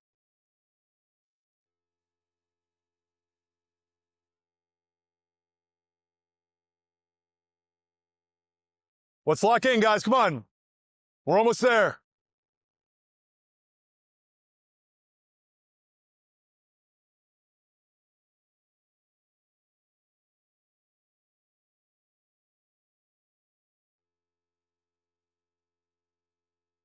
I see some happy campers in the room. Sounds like we're making progress. Yes. Progress? No, he's like, I'm going to say no to everything you say. All right. Who here feels that the stories that they've outlined over the past few minutes directly align to their framework? By a show of hands. Yes. Directly aligned to the framework. Directly aligned. Is anyone struggling to identify stories that align to their framework? By a show of hands. We got one person. All right. Let's dial in, man. What's going on? So I'm looking at potentially revisiting my framework. Bless you. Okay. Core beliefs are energy is the ultimate currency. Fitness should support life, not consume it. And strength is a mindset of radical agency. Wow. So, Different. I like that. yeah. Cool. Energy being the ultimate currency, like I've always had a lot of energy. Yep. My line of work helps founders, executives, busy people. Totally. Increase their energetic capacity by Okay. fighting against these robots. All right. So I'm struggling with the story for the energy is the ultimate currency. I mean, look, you've always had energy. You're the perfect human. Okay. Have you ever had so much energy that it's hurt you in a way? It was probably like unrestrained energy. It wasn't contained, wasn't safe, it wasn't healthy. Was it you were like overzealous at times? Like I would like go to like I went to Tomorrowland and did an Ironman. Okay. Okay. Right. Full YOLO for a while. And that's never burned you out. Right. Okay. It's business. But here's a story. Right? I mean, I used to be overzealous. I used to be I used to be so high energy that I would fucking burn out. And then what happened? What happened? Mindfulness. Okay. Right. Okay. So before your nervous system was unregulated, dysregulated, you burned out. Now you've hit a point of regulation through certain practices. And are those practices embedded into the work that you do today? Okay. But you can focus on that half. Yes. Okay. So feels like a story that we're getting to. Now in the scope of this, does that map to any one of these? Specifically, health and body under struggle stories? Transformation stories? And look, dude, it doesn't have to map to the, I tried to summarize, I'm trying to condense everything into as few words as possible. Yeah. So this is by no means the only story bank that exists. There's definitely other bullet points here, right? Do you feel that story is something that you can convey on stage? Do you feel like that story connects to your call to action, your offer? Okay, do you feel like that story is authentic and genuine and actually a piece of you, or do you feel like you have to sell that story and make it something that it's not? Okay, so we have a story. All right, so that is a piece of your narrative arc. That's probably not your full narrative arc, right? There's other stories that you need to figure out in terms of your framework in order to make sure that people resonate with that framework and resonate with your offer. If you're only sharing that one story, like you need to create more anchor points, okay? So really do some soul searching and find those struggles that you've been through. And those struggles that you've been through might be indirect. Sounds like you have a lot of high energy, so maybe ADD or ADHD was something that was in your past, yes? Maybe? Same, I mean, 80% of the room's on pills because they were diagnosed. The other 20% just didn't go to the doctor, right? It doesn't make sense to have the story have multiple things. So it's like a struggle into a Of course. Every story is a story of change. You have to drive the transformation. So like in your story, you're not going to have one emotion. You're going to have to drive from this side of the chart to that side of the chart. It makes sense to have each phase of the story be like origin, struggle, transformation. You could. Absolutely. Absolutely. But yeah, you need to convey the transformation because the story's incomplete if it just ends in despair. Realistically, you're trying to sell the outcome and the transformation. You're just using this as the vehicle to sell that out. Perfectly said. The story is the vehicle to sell the outcome. It's a positive. It doesn't matter if it's high or low energy. And the story is positive. Yeah. I mean, you can start with saying, hey, I might look really vivacious and enthusiastic today, but I used to be depressed, homeless, and smoking crack. It's a great story. I want to listen to that story, especially if you sound grounded today. Now, if you sound like a crackhead today, you start, right?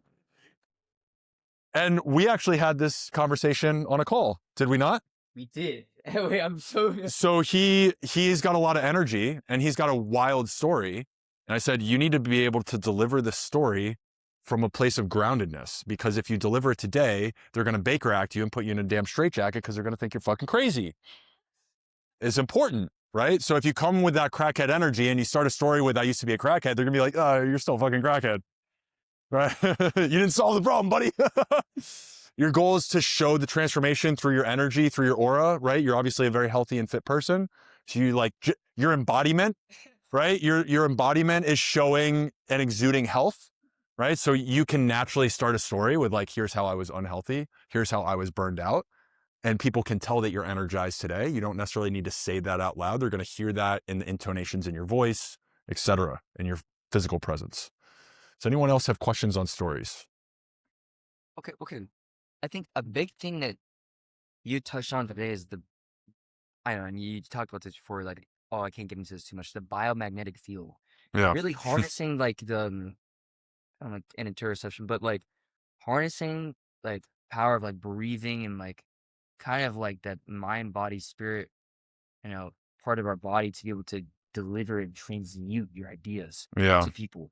So our biological fields are all interacting right now, whether we know it or not. You can't see it, but electromagnetic frequencies are being emitted. I think for most people, it's like 6 feet, something around that. I do a whole warm-up exercise before I even got here. I did an hour of energy work before I even got on stage. I did vocal work and I did energy work so that my biofield is fucking big. It goes beyond my hands. I mean, I showed Kami as after our last event, she was asking me about some stuff and I showed her some of the stuff I do. I do a lot of work with hands. That's why I don't encourage people to have their hands in their pockets. Your hands have chakras in them. A lot of people don't think that. They just think there's 7 chakras. There's chakras in your hand. So I warm them up. I guess if we're going to do some energy work, you fucking talked us into it, bro. All right, we're doing it. Okay. I did not expect to do this. I did not expect to do this. Okay. So stop rubbing your hands together. We're not trying to start a fire. What I want you to do now is put your hands really close together and move your fingers so that you can feel the energy between your fingers. Can you feel the energy between your fingers right now? God, I did not expect to be doing this up on stage. I have a training video about this, but this is weird. If you cannot feel the energy between your fingers, get your fingers closer together, do not touch them, and go like this.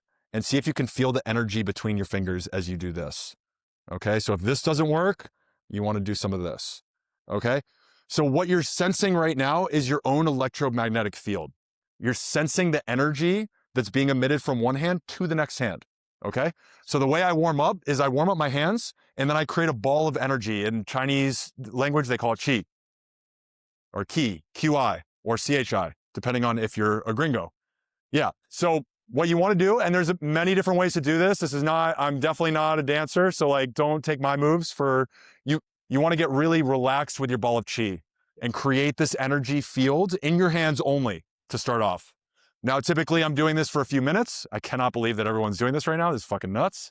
It looks crazy, right? But this is what I do before I warm up. So you're creating this ball of chi. You can do it, any way you see fit. You can do it like this, you can do it like this, right? You want to feel the energy in your hands, okay?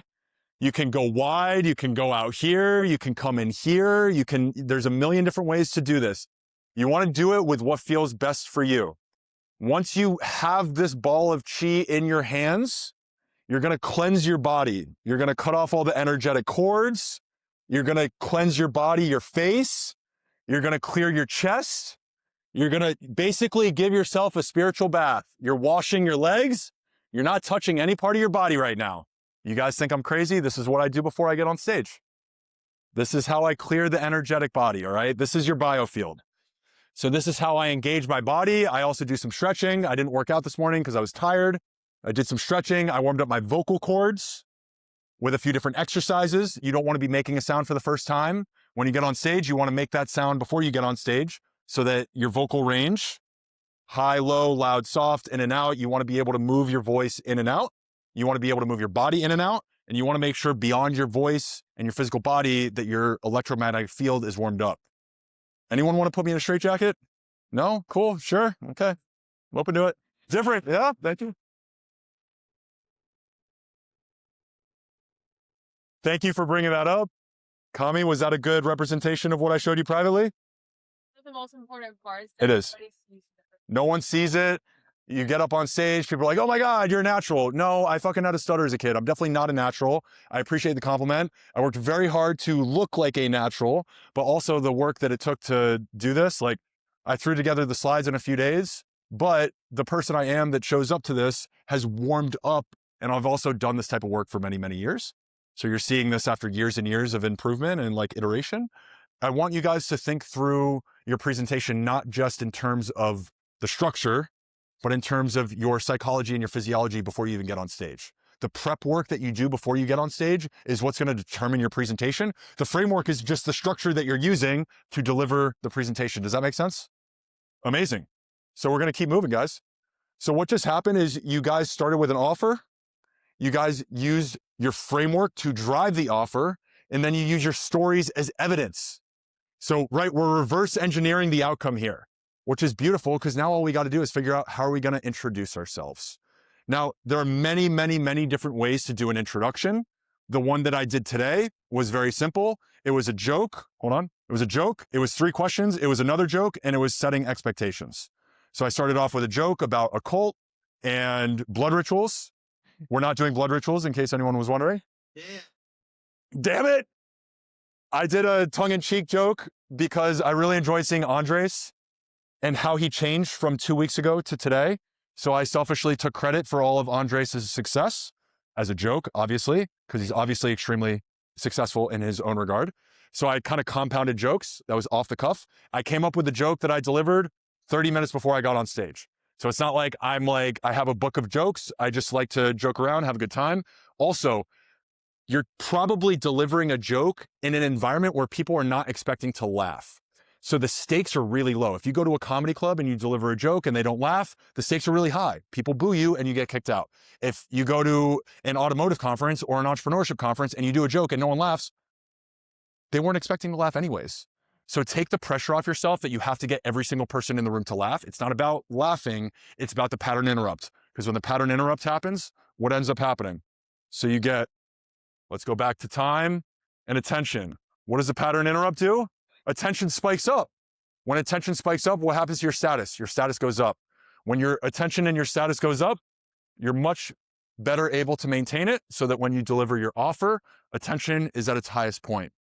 99% of speakers do not understand this and they fail this because what ends up happening for 99% of speakers is they deliver their offer when attention is at their absolute lowest. It's the worst thing you can do. It lowers your status. Not only are you not going to convert, your self-confidence is going to be down. I want you guys to be able to deliver it when you're all the way up here because this is the money spot. If you can maintain attention for 20 minutes, you're gold. My job today was to maintain attention for 90 minutes. It's very difficult to do. You got to create engagement and you got to make sure that your introduction is representative of what people can expect over the long run. Now, before I keep going, what was your question? Yeah, I always struggle with moving my body. Okay. And You look like you're fit. yeah, but how do you you have very good hand movements, you walk around, you're very engaging to Thank you. but every time I do it, it just feels forced and awkward. Why does it feel forced? You seem like a pretty outgoing guy. Do you identify as an outgoing guy? Yes. What are your pronouns? I'm kidding. I just said because you identify as. Again, pattern interrupts, right? What is it that you feel like is inauthentic when you move your hands or move your body? Because you're fit, you're outgoing, you have the traits, the characteristics. Like, what is it that you're identifying in yourself that doesn't align with someone who would naturally move their hands or their body? I'll do these big presentations and I actually naturally speak that way. I guess just when I'm in front of a bunch of people, I feel like it looks. So it would be weird if Mom used to always tell me Mark, stop moving your hands. But when you're public speaking, you're actually supposed to. Right. Does she have public speaking? So right. So if we were in a one-on-one conversation now, I was moving my hands like this and like this, you'd be like, dude, you're gonna fucking punch me in the face. This looks crazy. But when you're talking to a room with 30 people, 300 people, 3,000 people, you need to move your energy around. Now, my rule of thumb is when you're delivering information, value, you're asserting a point, a framework, a key transformation, a core assumption, a core belief, a core concept. You want your feet planted. You want your energy centered and your body projected out to the audience. When you're transitioning thoughts, transitioning parts of your framework, you want your feet to be moving so that when you deliver the next part, your feet are planted, your energy's planted, you look secure. If you're delivering and asserting a fact while walking like this, you don't look very confident. When you deliver it like this, you couldn't push me over right now, right? But when I'm delivering a fact walking like this, you could push me over with 2 fingers. Yeah. Is there a idea that you use to, because you're not obviously thinking of. No, it's just repetition, man. I've done it 10,000 times and I sucked at it the first 10,000 times, So I think it sounds like you're nervous to do something that looks inauthentic. Dude, just fucking shake it out, bro. Shake it out. Like I have a whole video in my training called Give Me the Bacon, which is literally just shake it out of your body. Like your nervous system, you're holding on to something.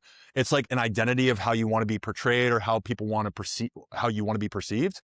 And again, the goal is to give value and focus on the audience, not focus on what do I look like? What do I sound like? Are my hands moving too much like this? If you're just authentically you, your hands are going to move in a natural way. And no one's going to be sitting there oh, why'd he move his hand like that? Fuck. If they're focused on that, that's their problem. That's not your problem, right? If you're just moving naturally, then who cares if your hand moves? You're right. They're projecting. They're unconfident in their own body. So I wouldn't get too worked up over it, given that you have the right framework, the right stories, the right intro, the right offer, everything's going to come across naturally. That's the goal here, is if it's coming across like contrived and forced, we haven't developed the narrative arc in a way that's natural. So the whole goal is to make it natural, make it authentic, because again, the only type of perfect communication is authentic. Yeah. It is energy. Absolutely. Yeah, because if you keep suppressing your energy, then because energy has a tendency to want to move from one location to another. Yeah. So if it's in your body and it needs to get out and you're just doing nothing but suppressing it, it's only going to make it worse. Yeah. So do as much as you can to try to, release it. But this is also why it's important to do work on yourself, mentally, emotionally, spiritually, because if you come across ungrounded, right? And this is what I was talking to him about. If you come across ungrounded, you're going to look like a fucking crazy person. Something that not having a reputation is fear of failure. Yeah. The fear of failure just comes from you not being authentic. Totally.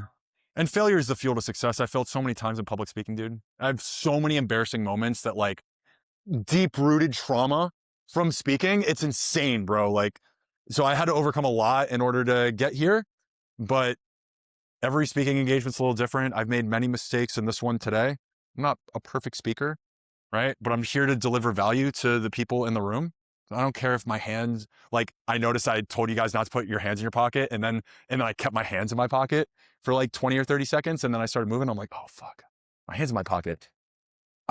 I just told, no, I forgot to take it out. I was showing you guys what not to do, and then I kept it in my pants, What's up? Do you think there's ever any value to just simply acknowledge, like, hey guys, I'm a little bit nervous, but I think there's so much value to that. Push through that, like to just acknowledge and then move forward. I think it's healthy to do that if you can create a joke around it. If you can create some humor around being nervous or shitting your pants or something, I think. Hey guys, I'm kind of nervous. This is kind of awkward for me, and then turn into something uplifting. I think, yeah, try to create some humor with it to like mix up the tension in the room. Because the problem is if you're nervous and you're saying that you're nervous, you're projecting that nervousness onto them. Now they're nervous. They're like, oh, is he sure of what he's talking about? And like your job is to project confidence and certainty. Yeah. If they feel you're a crackhead and you're saying I'm a crackhead, then like you're a crackhead and now we're all crackheads, and it's like the transmutation of crack. What you want to do is you want, if you're going to tell people that you're nervous, you want to break the tension in the room, because the danger that you have is you're projecting nervousness. Your conversion rate on your offer is going to be low. Because to add something, I think if you're able to joke about it, you're stating the fact that you're nervous, but you are okay with it. You've accepted that, and therefore there it is. If you're stating that I am nervous, but there's no jokey energy, it's like, guys, I need you here with me for this. Right. And like you status at all with that. It's like, why would you be the authority out there if you can't spin it in a positive light? Yeah. Or you could do something playful. Like, anyone here ever have a fear of public speaking? Yeah. Oh, thank God I wore my diaper today. Instead of saying that you're nervous or that you're shitting your pants, like you can almost play into it without actually saying it or articulating it. And also you're giving the opportunity for the audience to empathize with you. You're like, yeah, of course I've been nervous fucking public speaking. Obviously you're not wearing a diaper, which would be wild if you just like moon the crowd and you got a fucking adult diaper. That'd be insane, bro. That'd be a hell of an opening too. Your retention would be great. Yeah, people would be like, what the heck is this guy going to do next? Right. Yeah, right. Other question? Oh, yeah, wrap it up. Okay. So we're going to focus on the opening. Are we going to have time for people to come up here and practice some stuff or no? What's the time right now? What's the time? We were meant to be done 40 minutes ago. It's now 40. We're basically coming into our sort of goal punch time. The building has said if we do everything clean the way I found it, like those that want to hang around and socialize, we're free to. But we're trying, We're doing all right, but we're 40 minutes over, so we're not doing that good. Okay. So I'll try to quickly run through the end of this. This was how I made the intro today, to just show you my hand, show you my playbook, right? I cracked a joke about the cult vibes. The reason why I cracked a cult joke is because this building was created by Adam Newman. Adam Newman created WeWork. WeWork was basically a cult, which is great. If anyone here works here at Flow, I love this place. It's great. I asked 3 questions, right? Created some agreement frames. Anyone here ever have a fear of public speaking? Anyone here want to get better at public speaking? Anyone here believe that public speaking could add millions of dollars to their bottom line? Yes, yes, and fucking yes. I then cracked another joke, said I'm going to bring you guys up here, which I'm going to do in a few minutes. If you have to shit your pants, just know that this place has really sustainable toilet paper. All right? Not the funniest joke on the planet, but like, again, you guys didn't come here to laugh. So there's a really low stakes if no one laughs at that joke. No one laughed at it when I just said it, but you did laugh at it the first time. And then I set expectations. Over the next 12 minutes, this was the keynote. I'm going to do a quick masterclass. Then I'm going to do a 90-minute workshop. This is going to be the most valuable experience that you guys get, given that you play full out. Are you guys excited? Yes or no? Right. So that's how I did the intro. This is not the only way to do an intro. This is just how I did the intro. I just wanted to show you guys my playbook and how I did it. The next slide, I'm going to show you other ways to do introductions. Now, different speakers do different things. Anyone here know Simon Sinek by a show of hands? Simon Sinek, great speaker. He's actually one of my early inspirations. If you watch his TED Talk, Start With Why, it is one of the most beautiful presentations ever. I really, really believe that everyone should watch that presentation. It's so authentic. It's so real. It's old school. It's a little grainy. It's before TED Talks got really big. He typically starts with an emotion. And typically it's a negative emotion, either positive or negative high energy or negative low energy. He's really great at starting with emotions. Most TED Talks start with questions.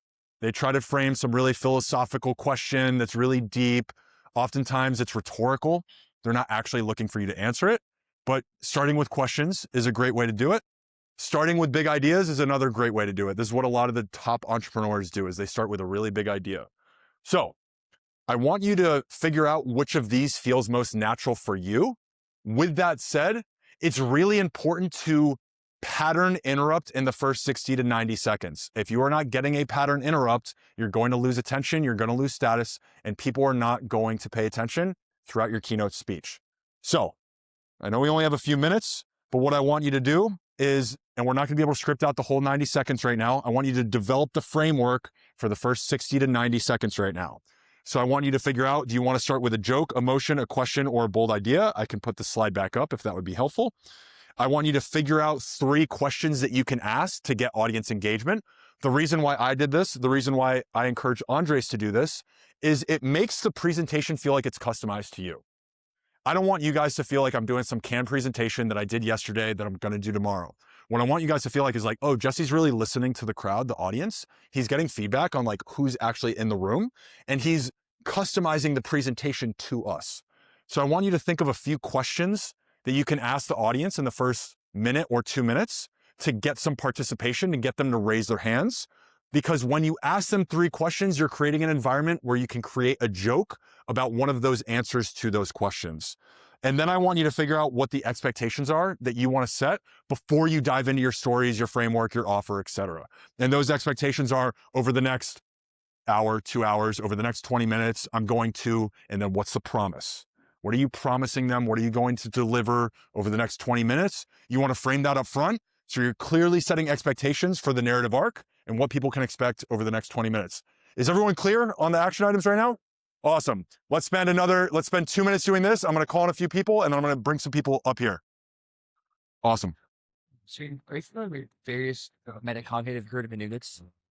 Like, On what? The idea, are you familiar with the idea of like using metacognitive hermeneutics to make? I don't know what hermeneutics is, but metacognition, I know. Hermeneutics is basically like the way that you can okay, it's the way that you do some. So for instance, like the big thing like Catholic Church, it's like we want to interpret all the new stuff that we put out in light of the old stuff. So that's a hermeneutic of interpretation.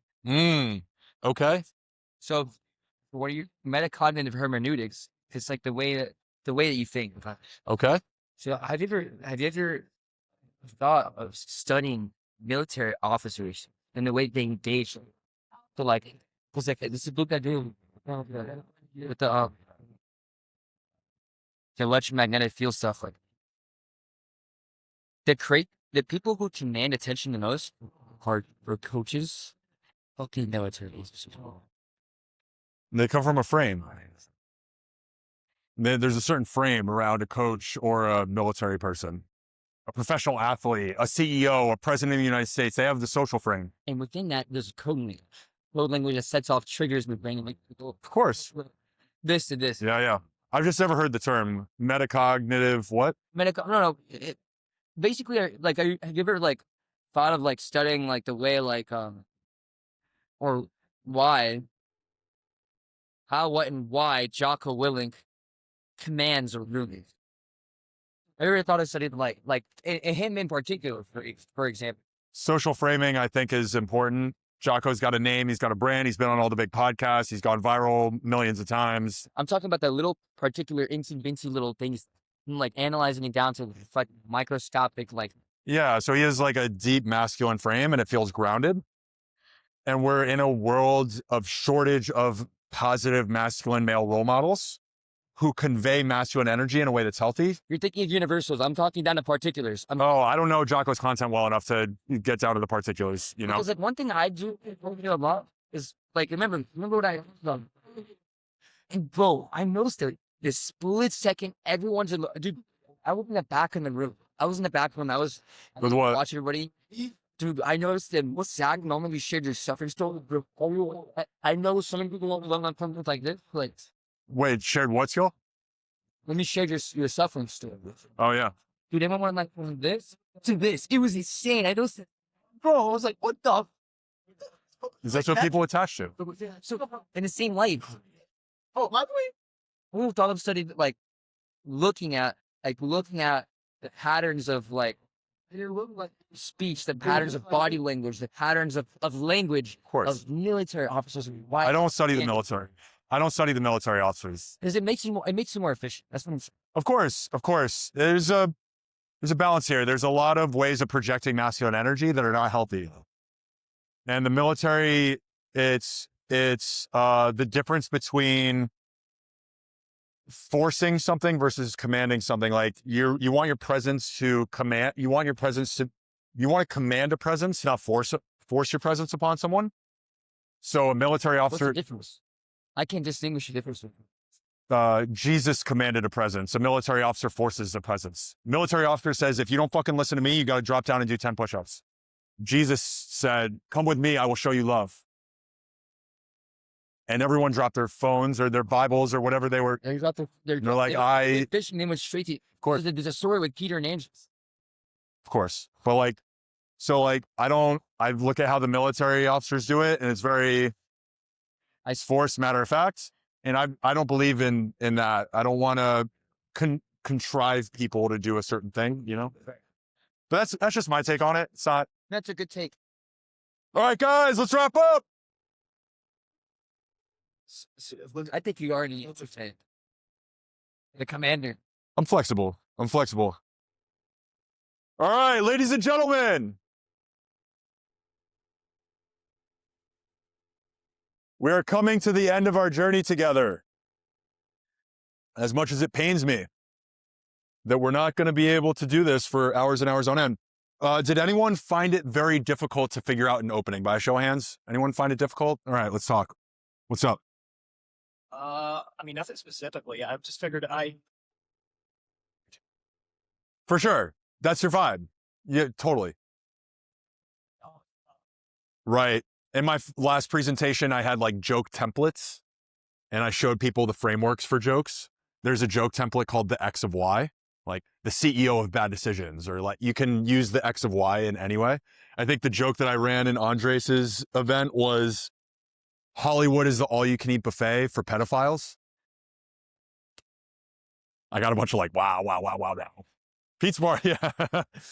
So you can use joke templates in many different ways. You guys could just go on Google and look up joke templates. So if you're feeling stuck, look up joke templates, joke frameworks. There's a lot of different frameworks that comedians use. As you go through the framework, you'll actually notice, you'll be like, oh, I've seen a comedian do this before. That's the technicals of it. We didn't have enough time today to go into joke templates, but if you're feeling stuck on that, it can be really, really helpful to look at the templates. What I'd recommend is after the 3 questions, you think on your feet a little bit. And like if 99% of the room raise their hand, focus on the one guy that didn't and crack a joke. It's called a crackback. So there's all these different templates that you can use. You're already a pretty funny guy and you got a good personality. So I'd recommend leaning into the humor side of it for sure. Anyone else? What was your problem? I think my problem were about the customer that I'm dealing with. Okay. And how niche they're concerned. Mm-hmm. I see. I'm of the mindset that there is a solution that I'm offering, but it's hard to kind of make a joke of it or to make light of the fact that, there might have been facilities that are crumbling. And so I'm here to fix your problem. And the reason it's a problem, it's such a fuck up. Right. So Making light of that. yeah, jokes might be tough in your specific use case. I mean, we're talking about killing people, so it's not a lot of humor in that unless you're doing into graveyard jokes, which, be careful. So I would lean on ideas. I would share a really big idea. I think that's much safer. Something that it really expands their mind that of what's possible. Make it really big, really audacious, and make the idea so big that it's almost difficult for people to wrap their heads around. And I would go from a big idea to a question, and then after the 3 questions, then I would crack a joke.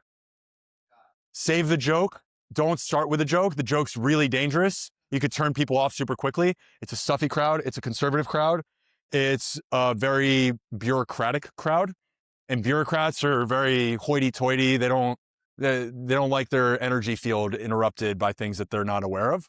Start with a big idea, move to 3 questions. Based on the answers to those 3 questions, crack a joke, make it lighthearted. Don't make it too no blood ritual jokes for the military crowd, because they're actually kind of into that shit. Yeah, what's up? What about starting with low negative energy? Let me tell you about the worst meeting I've ever sat in. Did you start with the story there? I like it. I think that you can use a little bit of a reframe there where you actually share the emotion. So let me tell you about a meeting that made me want to fucking kill myself. You don't have to say that. Again, I'm visceral. I'm willing to take a risk and say, maybe that's a little aggressive. Okay. Let me roll that back. Let me tell you about a meeting that made me never want to have another meeting ever again. Let me tell you about it, right? Figure out what the emotion is that you want to share, because what that's going to do in the mind of the person listening is it's going to create curiosity. Why did he feel that way? Why did he want to blow his brains out? Why did he feel a certain way? And that can create some emotional curiosity, and that curiosity creates a gap, and that gap allows you to fill that gap with positive energy. If that makes sense? Yeah. So feel free to play around with it in a few different ways. I'd say you're talking to a VC crowd. Is that typically the vibe? Entrepreneurs, VCs. I mean, we've all sat in Zoom meetings that we wanted to blow our fucking brains out in. So it's not the most unrelatable concept here, right? Anyone by a show of hands been in a Zoom meeting over the last 4 years that you fucking hated? Jesus Christ, everyone. So there's so many ways you can play with that. I just played with it a little bit. So play around with that energy, because you want to find the emotional attachment point and the empathy point upon which everyone would agree with that statement. Everyone's been on a video call that they're like, when the fuck does this end? Right? No one's unique in that, right? So you're already creating that emotional engagement. Find ways to play off of that. Okay. Anyone else? Anyone? If you're struggling with the intro. No? So, What's going on? my story. It's a tough story. We can't get into the whole thing now because it's a wild story. Speaking in abstract terms, speaking really abstract terms, if you have a really emotional story to tell, something really hard, Yeah.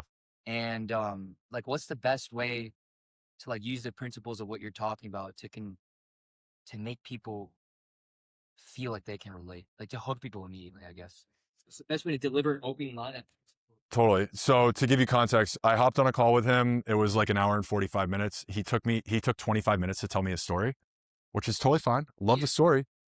Also, I'm people are going to put you back in a fucking straitjacket if you tell the story on stage.